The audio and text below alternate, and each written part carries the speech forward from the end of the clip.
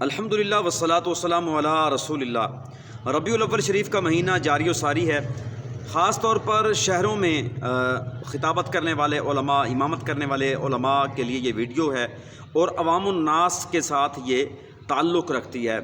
میں تقریباً پچھلے 7 سال سے جہانیہ شہر میں رہ رہا ہوں اور اتفاق یہ ہے کہ ان 7 سالوں میں سے کوئی ایک ربیع الاول شریف میرا شہر کے اندر نہیں گزرا۔ میں پچھلے 1.5 سال سے ایک مسجد کے اندر خطابت تو کر رہا ہوں، لیکن وہاں آدھے گھنٹے کا بیان کا صرف سلسلہ ہوتا ہے اور اس کے بعد میں ایک ملحق گاؤں کے اندر امامت کرتا ہوں اور وہاں میرا خطابت کا سلسلہ بھی ہے اور اس کے ساتھ ساتھ وہاں تدریس کا سلسلہ بھی ہے۔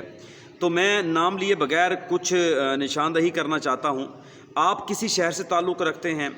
آپ کسی انجمن کے صدر ہیں، کسی جماعت کے صدر ہیں، آپ امیر ہیں، آپ ناظم ہیں، آپ نائب ہیں، آپ سٹی امیر ہیں،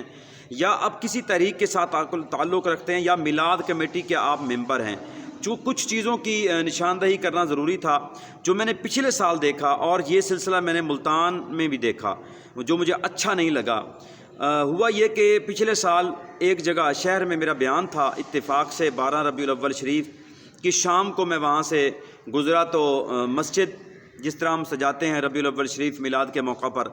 اسی طرح کچھ دوست جو ہیں وہ بازار بھی سجاتے ہیں اور گلیاں بھی سجاتے ہیں۔ ہمارے جہانیہ شہر کا ایک واقعہ ہے جو مجھے دیکھ کر افسوس ہوا، اور یہ سلسلہ صرف جہانیہ کا نہیں ہے، ملتان میں نے یہ چیزیں دیکھی ہیں اور مجھے اچھا نہیں لگا۔ تو کسی کو اچھا لگے یا نہ لگے، لیکن جو حق بیانی ہے وہ میں نے کر دینی ہے۔ حق ہوتا ہی وہی ہے جو انسان قبول کر لے۔ نا حق قبول کرنے کے لیے تو ہم دوڑتے ہیں اور دیکھتے ہیں کہ ٹھیک ہے جی ہمارے مزاج کے مطابق ہے، نا حق بات کو ہم قبول کر لیتے ہیں۔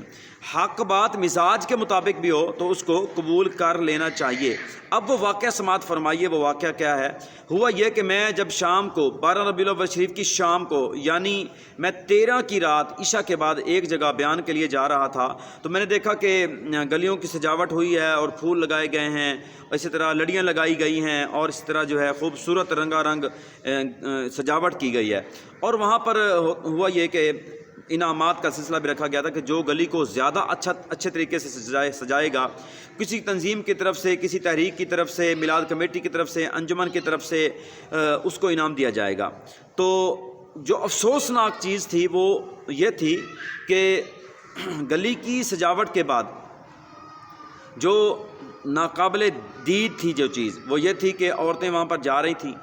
اور وہاں میلے کا سماں تھا، بچے بھی وہاں جا رہے تھے، عورتیں بھی وہاں جا رہی تھیں، اور ان عورتوں کے پیچھے کچھ نوجوان جو ہیں وہ موٹر سائیکل پر جو ہیں وہ گھوم رہے تھے۔ مجھے بہت ہی برا لگا۔ یہ نہایت قبیح فعل ہے کہ آپ عورتوں کو بازار کے اندر لے کر آئیں۔ ہم تو یہ کہتے ہیں کہ عورت کی آواز کا بھی پردہ ہے۔ اگر گھر کے اندر محفل میلاد کرائی جا رہی ہے اور بیان کرنے والی عورت ہے، نعت پڑھنے والی عورت ہے، تو اس کی آواز کسی نامحرم تک نہ جائے۔ اسی طرح جب وہ سجاوٹ کا سلسلہ تھا تو اس کے بعد ایک حضرت صاحب کھڑے ہوئے، پھٹے پر کھڑے ہو کر یا کسی سٹیج پر کھڑے ہو کر وہ دوسروں کو ٹرافی کا انعام دے رہے تھے۔ اب مجھے اپنے شہر پر بہت افسوس ہوا کہ یہاں پر علماء بھی ہیں اور یہ کچھ ہو رہا ہے۔ چونکہ میری نظر سے پہلے نہیں گزرا تھا تو میں نے یہ ذہن میں رکھ لیا، اب چونکہ یہ 12 ربیع الاول شریف کی شام ہے، یہ دن گزر گیا تو اس کے بعد یہ سال کے بعد یہ دن آئے گا، تو لہٰذا اس کے بعد اس پر کچھ کہنا اچھا نہیں ہے۔ البتہ میں نے جمعے کے بیان پر ضمن یہ بات کہہ دی کہ یہ اچھا نہیں ہے کہ آپ بازاروں کو سجائیں اور اس کے بعد عورتیں اس کو دیکھنے کے لیے آئیں، یا پھر اس کے پیچھے لڑکے دیکھنے کے لیے، آوارہ لڑکے دیکھنے کے لیے آئیں۔ یہ اچھا نہیں ہے کسی صورت بھی۔